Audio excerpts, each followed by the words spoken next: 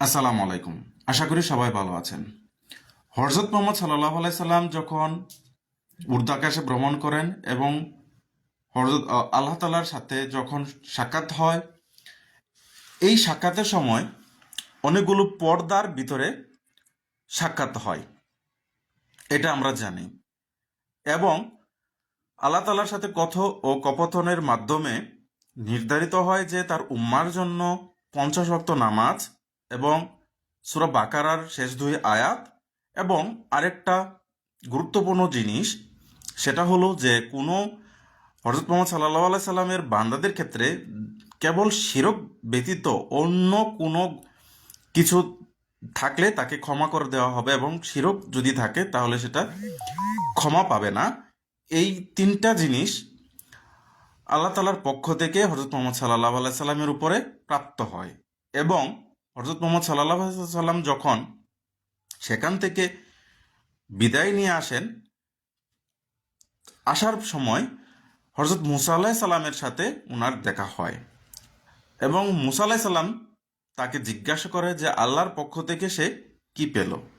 হযরত মুহাম্মদ সাল্লাল্লাহু আলাইহি সাল্লাম মুসা আলাইহিস সালামকে তাবৎ ঘটনা বলেন এবং তা শুনে মুসা আলাইহিস সালাম বলেন যে এটা আপনার উম্মার জন্য অনেক বেশি কঠিন হয়ে যাবে। আপনি পুনরায় আল্লাহ তাআলার কাছে যান এবং নামাজটাকে কমিয়ে আনার কথা বলুন। মুসা আলাইহিস সালামের পক্ষ থেকে হযরত মুহাম্মদ সাল্লাল্লাহু আলাইহি সাল্লাম পুনরায় যাওয়ার পর হযরত মুহাম্মদ সাল্লাল্লাহু আলাইহি সাল্লাম আল্লাহর কাছে আরজি করেন এবং আল্লাহ তাআলা 50 থেকে 45 ওয়াক্ত নামাজে নির্ধারণ করে দেন। পুনরায় মুসা আলাইহিস সালামের সাথে দেখা হয়। মুসা আলাইহিস সালাম আবারও কমিয়ে আনার পরামর্শ দেন। এভাবে ক্রমান্বয়ে কমাতে কমাতে একটা সময় 5 ওয়াক্ত নামাজে নির্ধারণ করা হয় এবং মুসা আলাইহিস সালামকে বলা হয় যে আল্লাহ তাআলার পক্ষ থেকে 5 ওয়াক্ত নামাজ ঘোষণা করা হয়েছে। মুসা আলাইহিস সালাম কিন্তু তারপরেও বলে যে আল্লাহর কাছে যান এবং আপনার উম্মার জন্য আরো কিছু কমিয়ে আনুন। কিন্তু হযরত মুহাম্মদ সাল্লাল্লাহু আলাইহি সাল্লাম বলেন যে এটা আমার জন্য লজ্জাজনক ব্যাপার যে বারবার আল্লাহ তাআলার কাছে সুপারিশ করার জন্য যাওয়া, যে আরো নামাজটাকে কমিয়ে আনার জন্য। তারপর মুসা আলাইহিস সালাম কিন্তু বলে যে এটা আপনার উম্মার জন্য কঠিন হয়ে যাবে। তারপরেও আল্লাহ তাআলা এটা আমরা আমাদের জন্য ফিক্সড করা সেটা হলো যে 5 ওয়াক্ত নামাজ। যদি কোনো মুমিন ব্যক্তি একবার নামাজ পড়ে সে 10 ওয়াক্ত নামাজের সমপরিমাণ, এই হিসাব করে আল্লাহ তাআলা 50কে কমিয়ে 5 ওয়াক্ত নামাজে নির্ধারণ করা হয়। সাথে সূরা বাকারার শেষ 2 আয়াত, এটা হযরত মুহাম্মদ সাল্লাল্লাহু আলাইহি সাল্লামকেও মিরাজের সময় নিয়ে যাওয়ার পরে সেটা নির্ধারণ করা হয়। এবং আরেকটা যে জিনিস সেটা হলো যে কোনো ব্যক্তি যদি শিরক ব্যতীত অন্য যে কোনো সকল গুনার জন্য আল্লাহ তাআলার কাছে মাপ চায়, সে ক্ষমা পাবে। এই তিনটা জিনিস আল্লাহ তাআলার পক্ষ থেকে হযরত মুহাম্মদ সাল্লাল্লাহু আলাইহি সাল্লাম আমাদের জন্য নিয়ে আসেন। এখন যখন আসে বা যাওয়ার মাঝে জিব্রাইল আলাইহিস সালাম কিছু ঘটনার সাক্ষী করেন বা কিছু জিনিস দেখান। সেটা হলো যে দুজক, জাহান্নাম বা দুজক, সেইখানের কিছু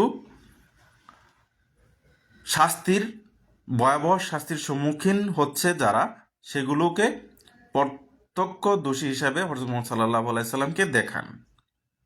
আমরা জানি যে সেখানে কেমন আছে যে গীবতের আছে, নারীদের কিছু বিষয় আছে, এই ধরনের কিছু বিষয় সেখানে ঘটনার সাক্ষী হন। আবার অপরদিকে হযরত মুহাম্মদ সাল্লাল্লাহু আলাইহি সাল্লাম আরও দেখেন জান্নাতের সৌন্দর্য। জান্নাতের হযরত আবু বকরের যে নির্ধারিত জায়গা কিংবা উসমান রাদিয়াল্লাহু তাআলা আনহুর জন্য কিছু যে জায়গা রয়েছে, সেই বিষয়গুলো দেখে আসেন এবং শুনে আসেন যে বেলাল রাদিয়াল্লাহু তাআলা আনহু যেভাবে আজান দিচ্ছে, আজানের ধ্বনি সেখানে সুরক্ষিত রয়েছে, সেটা তিনি এসে আমাদেরকে বলেন। আবার আরও দেখেন যে জাহান্নামে ছাতা তো আছেই, সেটা দেখেন, এবং কিছু দেখেন যেটা হলো যে নদী বা প্রবাহমান কিছু 4টা নদী রয়েছে জান্নাতে, যেটার উৎপত্তিস্থল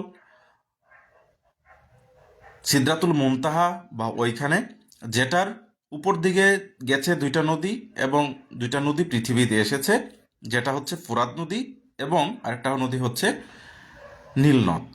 অপরদিকে উপরের দিকে যে 3টা নালা প্রবাহিত হয়েছে, সেটা জান্নাতের নহর, যেটা মধু বা দুধ এই জাতীয়।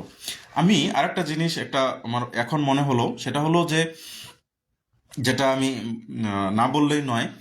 হজরত মোহাম্মদ সাল্লাহ আলাইসাল্লাম যখন, আমি আগের ভিডিওতে স্কিপ করেছিলাম, যে হজরত মোহাম্মদ সাল্লাহ সাল্লাম যখন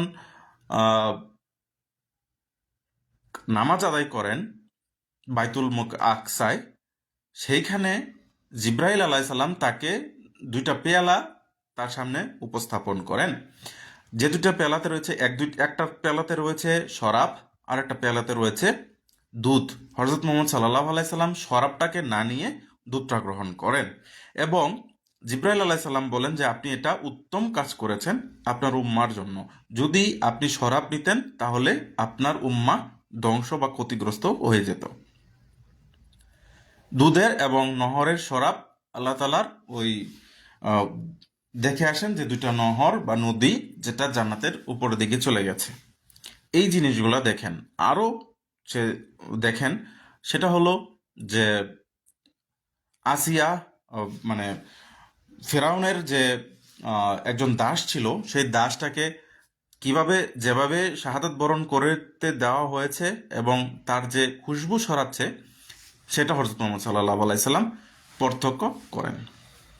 তিনি পুনরায় তাকে বাইতুল মুকাদ্দাসে নিয়ে আসা হয়, এবং সকালবেলা আবারও হাতিমের কাছে হযরত মুহাম্মদ সাল্লাল্লাহু আলাইহি সাল্লামকে দিয়ে যাওয়া হয়।